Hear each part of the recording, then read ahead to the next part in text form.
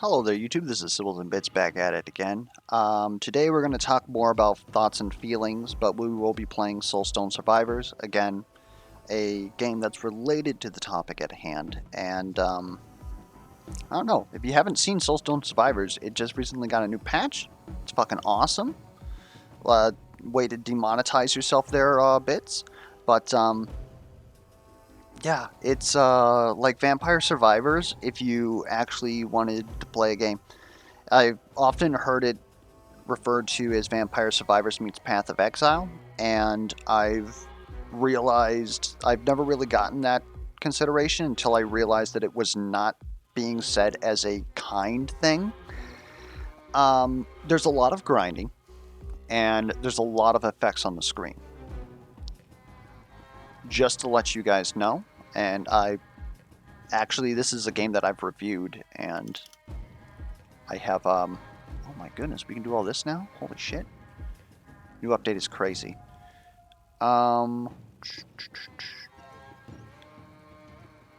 It's here somewhere. My apologies. Special visibility effects. I always turn this down to like 20%. If you could turn it down to 10, you probably should do that. Because yes, as you get more projectiles, as you get more cast speed and more area, you are going to fill the screen with bullshit, and it'll cause something called skill blindness, which is primarily why people relate this to Path of Exile, because you don't know what the fuck is going on the screen at any given time, and that certainly helps that, especially when you have to be dodging like skill effects that are being displayed on the ground, and all that sort of stuff. There's also a massive skill tree that often intimidates people, but it's really not, it's just meta progression that you're going to get all of it anyways.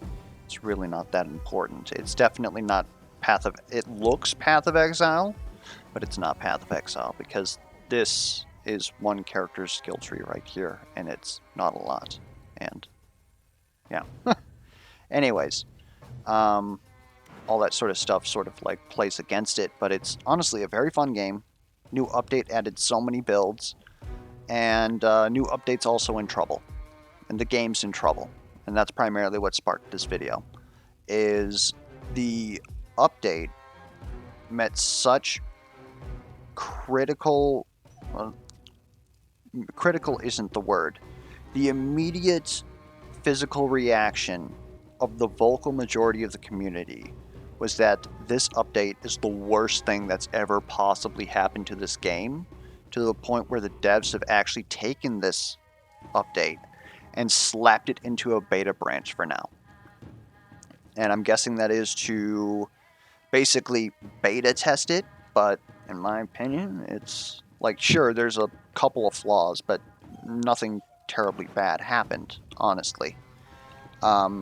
Just for the sake of people who are watching this, for the sake of Soulstone Survivors, we are going to be playing the Houndmaster, because it is a character that I have not gotten to 171 yet to max their skill tree.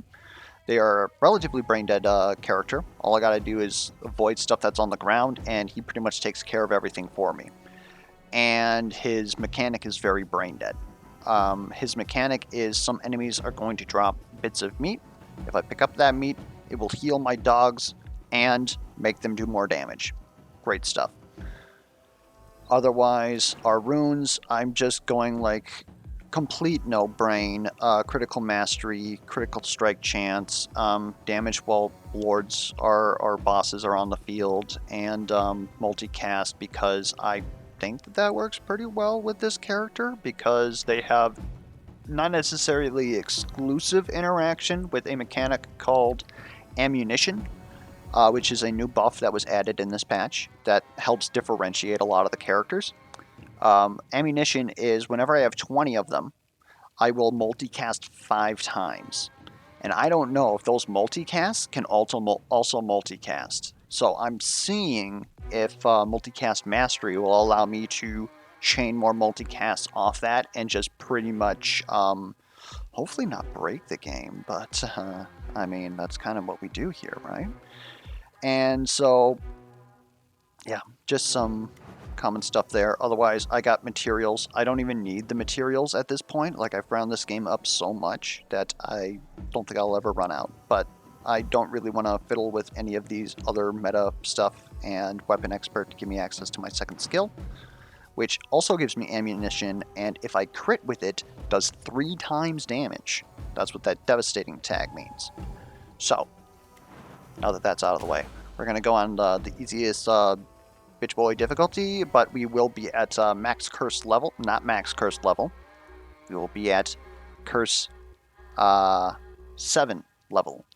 You can go beyond this now because they have added options for you to tailor your difficulty and maybe avoid things that you don't want to do, or maybe your build is bad for these things, so I'm going to avoid this. People who are much better capital G gamers than me have and will play with all of these active. So, yes, main thing that was brought up about the patch is that it is significantly harder, which is odd because enemies are significantly easier, which is, again, weird. And to say that the game is harder isn't incorrect. What actually happened is we lost a metric fuck ton of damage in this game. They took all of the best performing skills and basically reduced them by somewhere around like 80%, and some of the best traits or runes that you could take have been reduced by like somewhere around 50% to 75%. Again, we lost a lot of damage, and what we gained were a bunch of these buff mechanics and a bunch of other trait mechanics that actually makes building enjoyable. And I honestly believe that. There's much more endgame skills.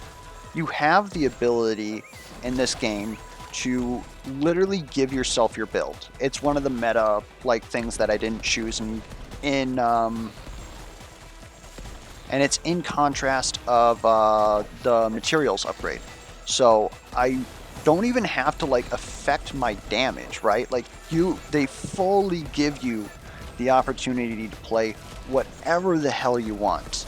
And those skills that you grab aren't just for skills that the character like naturally knows. You can take any skill off any character and then fuse them together to create your own custom skill, and then at that point it really doesn't matter who the hell you are. Like, the characters themselves do have stat bonuses, but it's nothing like significant. Let's actually get some, what's aptitude again? Critical damage. It seems like something I want to get. This also gives me aptitude. Piercing means that if it hits every enemy that it hits, it gains damage. And this is exactly what I'm talking about here. Before this update, this would have been a no-brainer.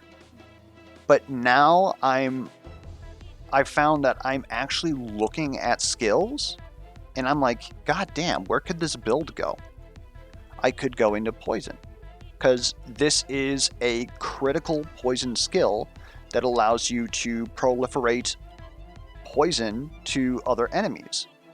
And they changed poison to where it used to be a secondary effect called rot that you could put on people, that when something with rot dies, it would spread poison. Now it does that innately. They got rid of rot, made that poison. They got rid of hemorrhage, which was a bonus bleed mechanic, and just put it into bleed. And so now these status effects are looking kind of junky, right? Like, they actually feel good, and it's not like, oh, I don't need poison because it doesn't do anything. I'm just going to grab rot because it's poison but better. So now that that's a thing, being able to trigger my poison immediately seems pretty good, because that's not something that poison normally does. And again, having the skill offered to me makes that seem incredibly good. In fact, you know what? We're just gonna do it. Just fucking do it. We're going poison. We always want multi cast chance.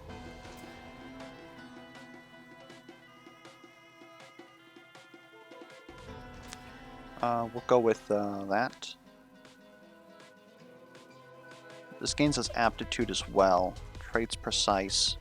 Direct damage caused by this skill increases by 100% based on how far away you are from the target. Beep, beep, beep, beep. Reroll that.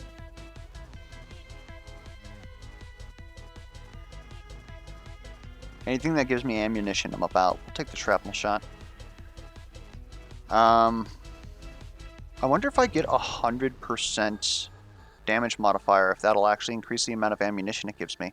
Because basically the way that bleed here works is that it doesn't necessarily like cause a bleed amount.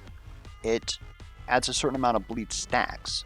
So if I increase the damage modifier of this skill, it will recognize that in order for me to do that much bleed, it'll just add that many more bleed stacks. So like if I were to select this, it says that I'm dealing more bleed damage, but that's not actually how that's tracked. We have added more bleed stacks, and the ammunition stacks have not gone up yet, which is quite unfortunate. But I guess that's balance, right? Let's get a purple on that, and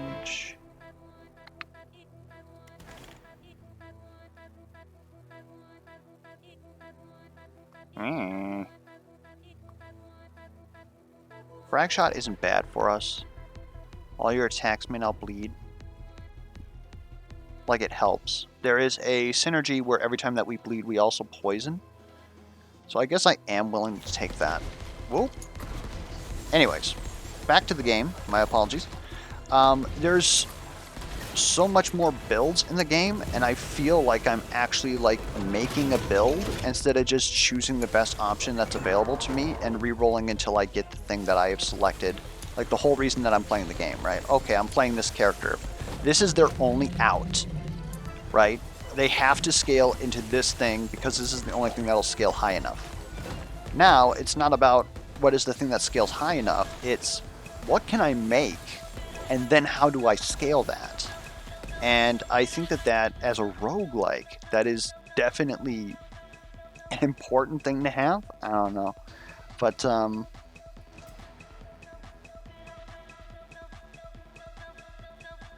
really don't like any of this.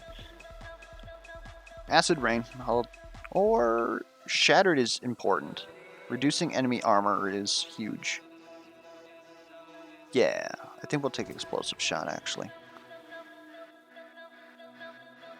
And hopefully we'll start seeing some synergy bonuses here, because that'd be kind of nice. And that's another thing that they added in this update that really...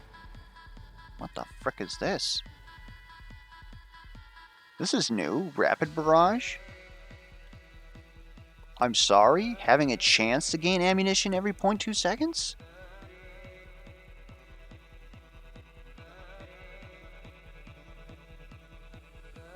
I lied, we're not poison. Replace that. We ammo boys. We're gonna call mortar strikes. Increase my critical strike damage. I don't want far away crits. Like, it's probably okay. I guess we'll take it. Anyways. So, yes, the game is significantly harder because we used to be able to just make builds that dominated the game.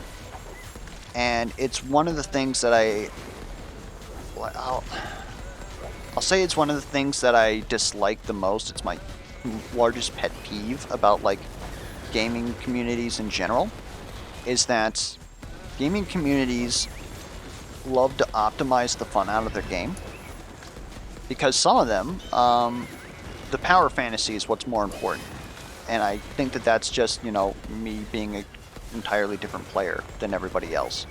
I don't want to be in a case where I've won the game and then I gotta wait like 2 hours to punch the ticket, right?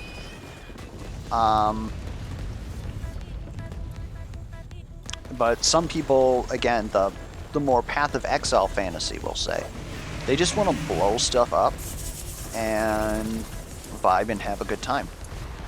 And to do that, they may have to play like the best thing, because that's the thing that deletes things the fastest and gives them the most dopamine. And I guess that's exactly the issue, is that the game was that. You just loaded up your build and you blew everything up with relative ease. And you can still, again, very much do that. Oh, come on, man. You're going to make me do this? I would actually love to have two sources of shattered. I guess I don't need aptitude. It would be nice. I think we're going to get rid of frag shot for that. Power blast is basically our payout, so we definitely want that to cause more damage. Let's lock that, grab that, grab that. I think we're good. We got our final skills.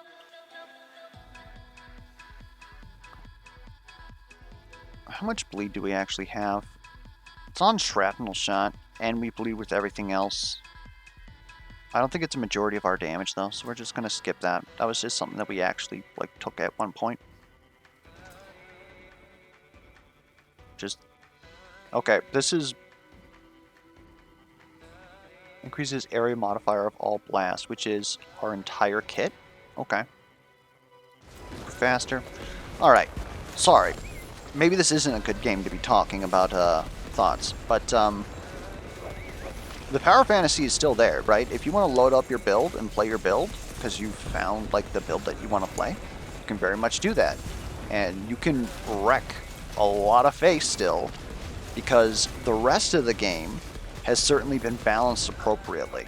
And I feel I've actually gone farther now just winging builds than I have with my pre-decked builds beforehand.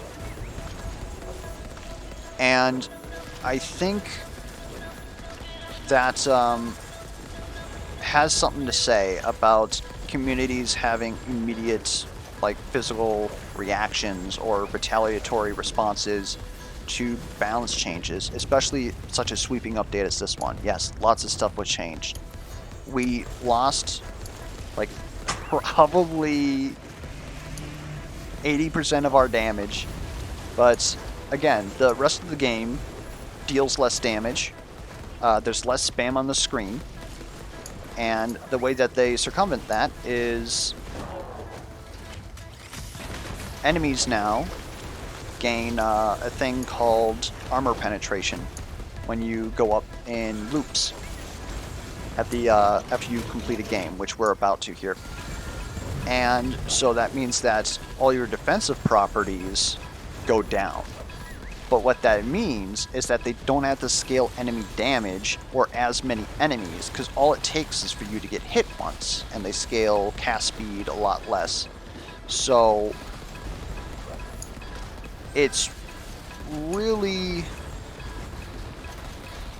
it's more of like a flattening of the entire curve of the game. But yes, it does make things slightly harder. But again, we have gained much more than we have lost with this update. And in fact, as far as like my wish list of the game was, like I obviously didn't submit it to the devs or anything, but they hit everything that I had problems of the game with. Like, this is my perfect update. But because a lot of people out there are putting the devs on blast, it could potentially mostly all be reverted. And that is a feeling that I get a lot with games, because a growing trend, especially with indie game development, is because you need players to play your game in order for you to survive. They own the game, basically. And so you run into a lot of problems where games die because the vocal majority is allowed to make balanced decisions instead of the developers. Or like, not necessarily to say that I'm the best player of this game. I don't think that I am at all.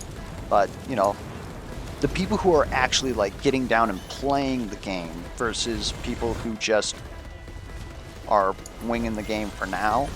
And again, odds are they're just going to go on to the next thing.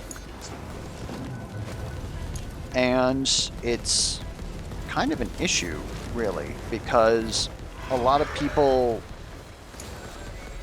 I had this happen a lot in, well, playtesting, beta testing, alpha testing for Arcanium and for Inkbound. I can't really speak of the specifics on Inkbound because obviously I'm NDA as for being a playtester. They're obviously like that's a no-go zone, right? But there's a number of things where the majority of the community will feel like something is terrible. Let's go to something I can talk about in Inkbound. The skill Jinx. I have always thought that Jinx, and by proxy we're going to talk about Obelisk as a class, are highly underrated because mechanically speaking, on a spreadsheet, they're absolutely insane. And through practice, I lose Obelisk runs, but it's usually because I was dicking off, right? And I feel like I can dick off because I'm playing a superior class. We should probably level.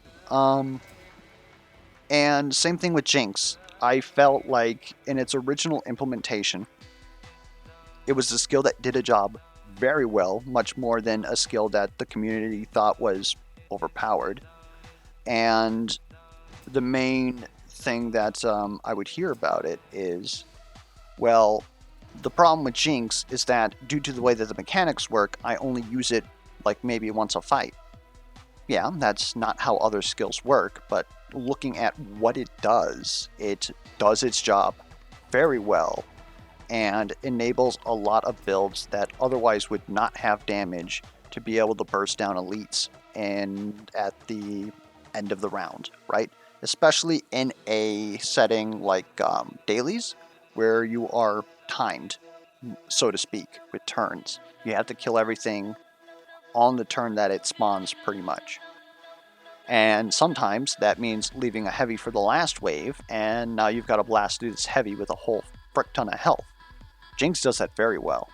And it also nukes bosses, which is a problem that some builds have. And so at first, it was admittedly a niche thing. Like, I would not always take it.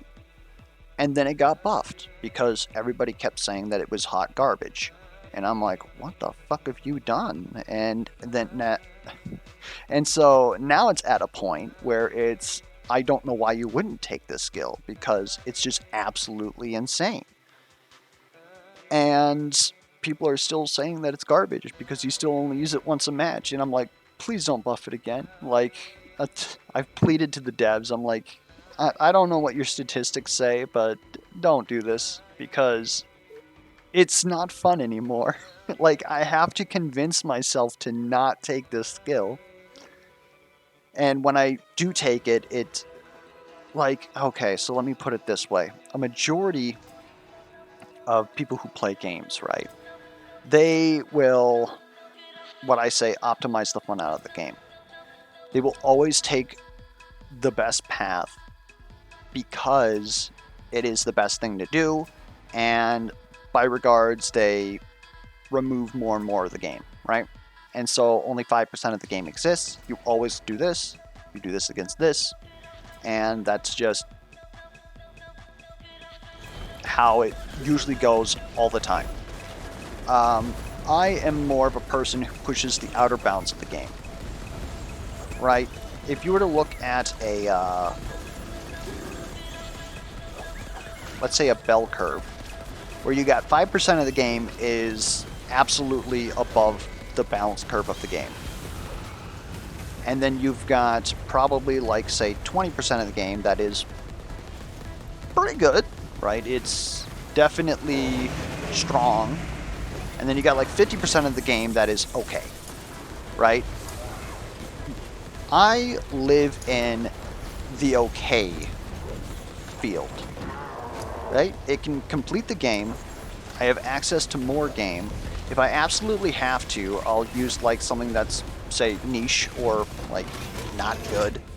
But probably 5% of the game will give me an immediate physical reaction. I see it and I'm like, dear God, I don't want to frickin' look at this thing, right?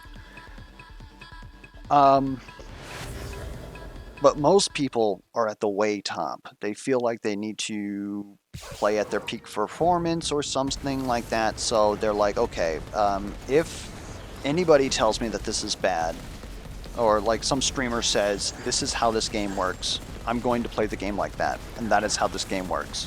If you're not doing the best that you can, you're going to get kicked from my party. And I don't ever want to see or hear from you again. And I think that that's absolutely terrible, right? Like, and I don't think that it's fun.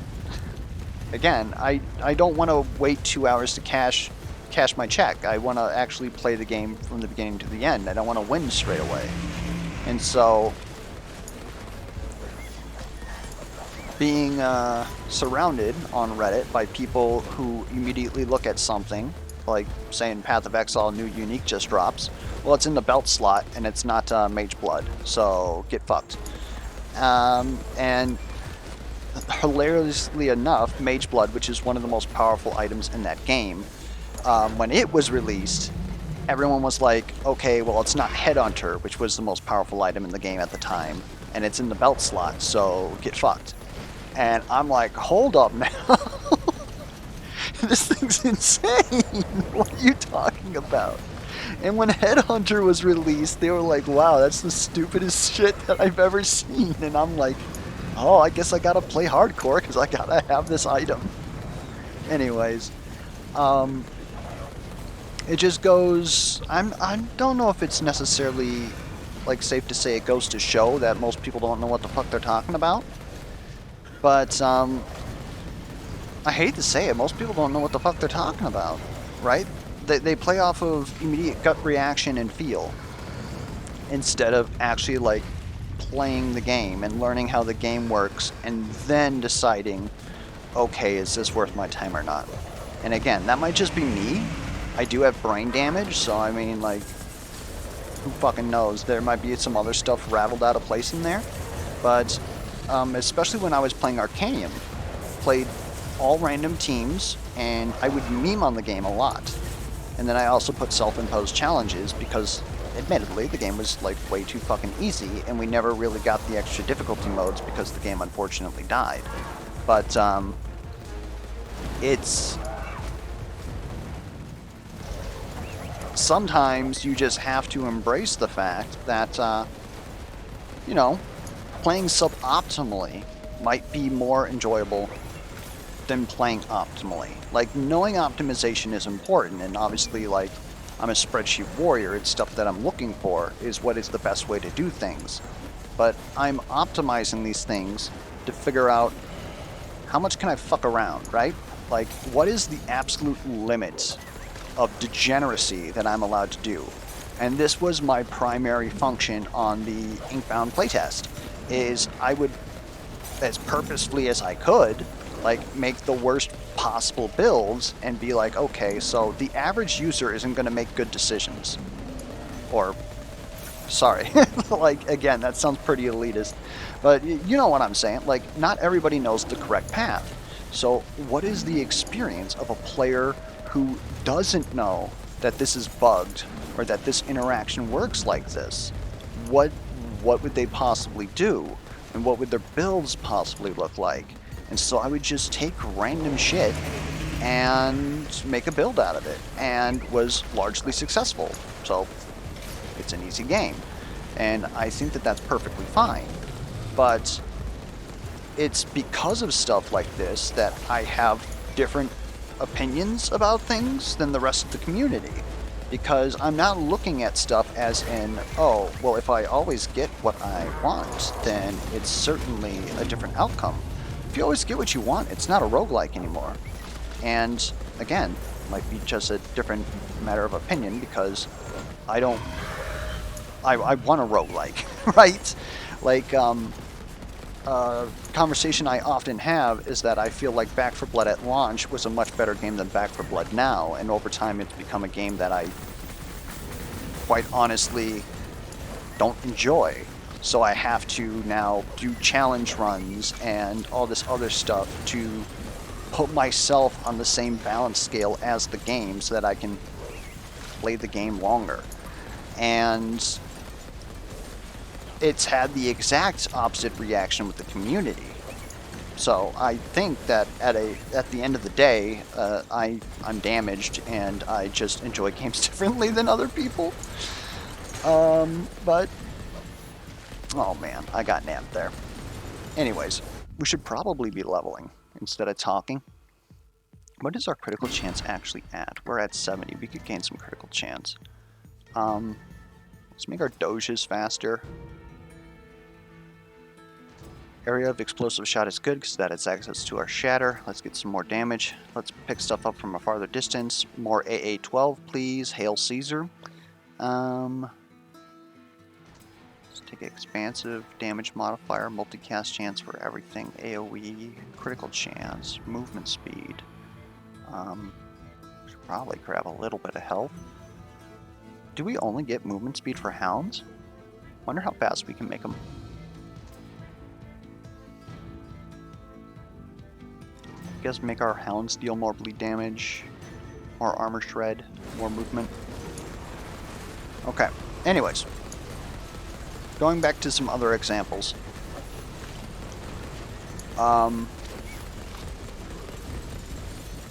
Arcanium. One of my favorite characters is a vampire bat called Lazar. And he fits a very weird niche in the game where he is literally an HP battery. He is that regen character that just brick walls in front of everybody, and he has a mechanic where he has better cards, but when he plays them, he gains a stack of hemorrhage, and when he has 3, he deals 8 damage to himself. Everybody sees, deals 8 damage to himself, and they're like, oh man, like this character's like kind of tough. And as I was playing them on YouTube, a lot of people like started to understand, no, this actually isn't anything like Lazar's easy cake because he just wasn't balanced correctly. And so he just keeps regenerating health, takes hits for your team, and he's super strong. I even, like, one of my first sit-down Saturdays that I was going to do was actually mathing out your starting deck in all permutations and saying, hey, look at this. Even if you do not know how the mechanics work and you played wanting to die, you cannot kill yourself with Lazar's starter deck. Whereas other people are like, oh man, like I don't know if I want to get hemo because then I'm going to hit myself for 8 and then, yeah, no, it's not a problem. It's absolutely not a problem. But because the character doesn't get played a lot, people just don't know how he works. And where I'm going with that one is in the playtest forums, or the playtest Discord, I suppose is the correct term. We're going to refer to them as Homeboy. Sorry if you're watching, Homeboy. Also, hello. He was regarded as big balance guy. And he's not a dev, I should state. He is just the guy who carried the spreadsheets, and anything that was possibly going to go through the devs had to go through Homeboy. And so he got to balance the game. And Lazar was a character that he did not understand. And so it infuriated me that this guy who does not know how this character worked got to balance the character, and now I would say that Lazar is aggressively mid-tier. Right? Like, they thought that they were doing the man a solid, but it was not the case. If I could go back and do anything, it would be, hey, I need to get hands on Lazar's balance because he got butchered, my dude. But still one of my favorite characters because he's mid-tier, right? I'm willing to use him. So at the end of the day, it really doesn't matter. But it's just, it exemplifies a thing to where if you let's say Reddit balance your game, it is being balanced by people who don't understand the game. Because you can't vet anybody on Reddit. You just have a lot of people. Another example, Back for Blood. one of the most important items in the game that is often overlooked, or was frequently overlooked, is the toolkit. It takes up one of your slots, the quick slot, and you always have to make sure you have one, maybe two a level, depending on the level. But for the primary function, what a toolkit does is it allows you to gain access to basically a loot room in every level, and the loot room will give you back the money you spent on the toolkit. It has a higher loot level so that you get better stuff, and it has the possibility of giving you access to even more items that you normally wouldn't get. Case being, there's these things that the devs called card shrines, and they're how you scale your character. There's a certain amount of them in every level, but you can get them to appear in these loot rooms. So obviously you want to go there. There's no reason why you wouldn't. If, for whatever reason, you still needed convincing, the game has a mechanic where all damage, or most damage you take, will impart trauma, which is permanent damage, which is how they make damage matter in a game where you can full heal somebody from across the map by giving yourself a band-aid. And I like the trauma mechanic, by the way. But there is a item called the first aid cabinet in there that functions very similar to the first aid cabinet that is randomly placed in levels in We Are Going to Die and Left 4 Dead, which would give you medkits that would allow you to regain all of your lives back, and it would functionally full heal you. And in Back 4 Blood, it's not the case. It'll heal you 60 HP, which is not affected by modifiers to your healing efficiency, which actually makes it more powerful with some map modifiers, and it heals you 30 trauma. Your average character gets trauma capped at 40. It won't let you go below that. At high level, you have maybe 80 health. So you get in-capped once, you go to one of these things, you spend some money, unfortunately, but you're immediately back in the game. Probably one of the most powerful mechanics in the game. And the thing is that at the time, Medic, which is, my class, their purpose was more or less of attrition. It is to get you to the first aid cabinet. And in some cases, they were more efficient than a first aid cabinet. Well, people are using toolkits to open these doors, and as you upgrade your toolkits, they get something called reuse chance. So you don't use the toolkit. Instead of seeing this as, I just saved an additional 350 money, which then allows me to buy other things, everybody saw it as, okay, I have 3 toolkits and I only need one, so what the heck is going on here? Toolkits are useless. Completely forgetting the fact of why they're using them in the first place. And then, of course, you can use toolkits to bypass some other effects that you may not want to interface with. So the devs kept getting this feedback that toolkits are fucking useless. So what did they do? They make it so that toolkits can be used on FACs to get a free charge. So now you have something that has a chance to reuse, costs 350 money, and gives you not only access to the room with the FAC, or the first aid cabinet, but can also give you a free use of the first aid cabinet, possibly reusing, actually highly likely, and then, those modifiers are not affected by map modifiers, so then it's technically more efficient now.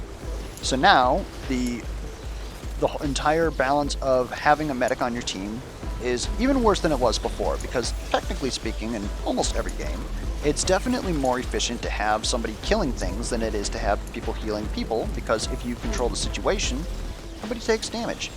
That's why tanks had never taken off in that game either, unless you technically count melee as a tank, but melee is just killing commons, which is the most damaging source in the game, but I'm digressing here.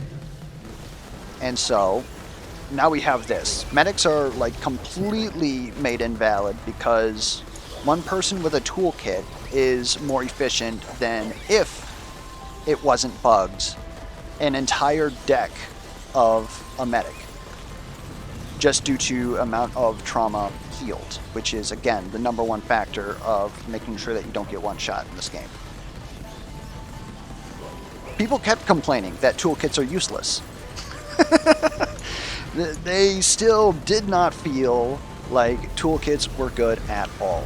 And they added another mechanic called curse chests, which gives you like hella tons of good loot, access to some of the best loot in the game. Obviously you want to open these things, but the problem is that if you open them, you are given a direct debuff that usually stacks nastily, but they're in these areas that you have to explicitly go to that are more aggro than the rest of the game.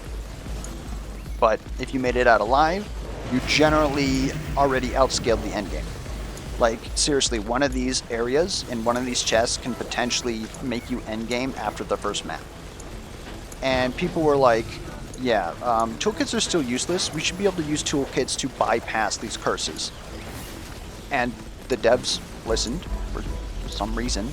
And so now the item that you always carry on you and didn't do anything in these areas because it does not have access to a loot room or a first aid cabinet because of the fact that it was supposed to be a challenging area.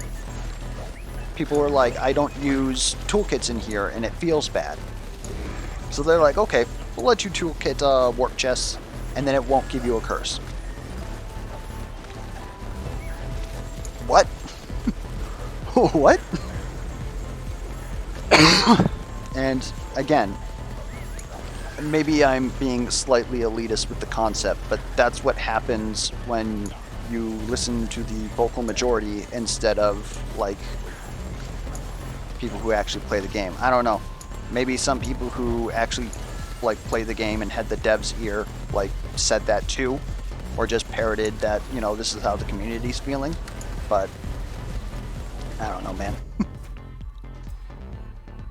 At the end of the day, you need to try and know what's best for your game. And I don't think that you can trust the community to know that. As I dig my hole deeper into this this obvious problem of where I am being elitist or something like that. But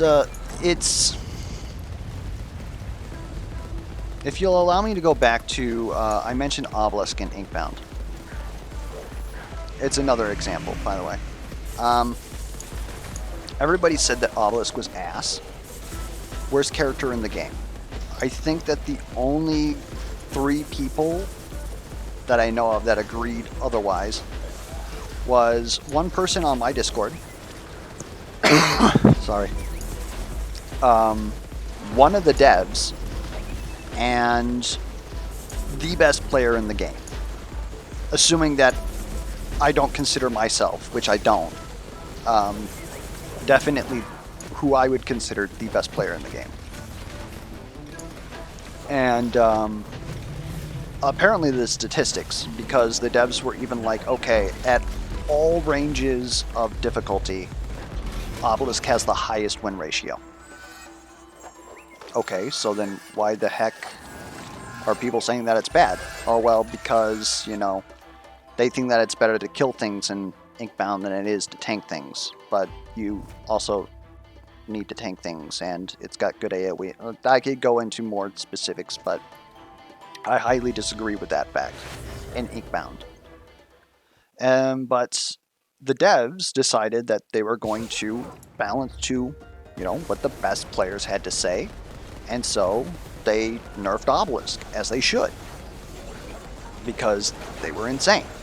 And the community feedback was not happy, because obviously the community didn't understand why it got nerfed, because it's the worst class in the game. And it was just sort of interesting watching people react to that, and still, many months after that, even though this character was made worse, and it's air quotes the worst in the game, it was the highest, win rate Now that could be because the only people who actually dared to play on Obelisk were the people who knew how to play it. So that's kind of the main thing about balancing against statistics. But then you also had like 4 people who knew what the heck they were talking about telling you like, no, this is fine. Like, we are fine right now. And eventually they started listening to public feedback. And they recently, in the latest patch, not the latest patch, but like the latest season, like hard buffed Obelisk. Like to the point to where he does more damage in an AoE than the air quotes damage class Magma Miner does in like a single hit attack. Sorry again. But yeah, so now the class literally does everything, and I don't know how you lose on it. And people are still fucking saying that the class is useless because he's got 2 skills that cost 2 action points. And it drives me insane to read stuff like this. I don't know. Maybe I'm just full of hot takes. But meanwhile, the class that I think is the absolute worst in the game, Magma Miner, because he's never been changed, and the recent changes to the game actually made him worse. Like, let me just put that back into perspective. Magma Miner is the melee, like, aggro damage dealing class, and his 3rd button does less damage to a single target than Obelisk's movement skill does to a large square on the screen for the same amount of cost. Like, that's what we're dealing with here. And again, I stress tested the hell out of the game, and every single time I was like, these are the 2 worst characters in the game. But they haven't been buffed because everybody thinks that they're great. And I'm just sitting here like, oh, okay. Like, I understand. But, anyways, I hope that all that was coherent, especially as I was trying not to get blown up. It should have been a good game, so I should probably have been a bit more coherent. Probably could have, like, managed that better by talking about games when I was talking about games instead of going back and forth. But, I don't know. If the discussion left you with any questions or anything else that you want to leave on the matter, you can feel free to leave any feedback, be it questions, comments, concerns, misplay alerts down in the comments below. And until next time, I will catch you guys around.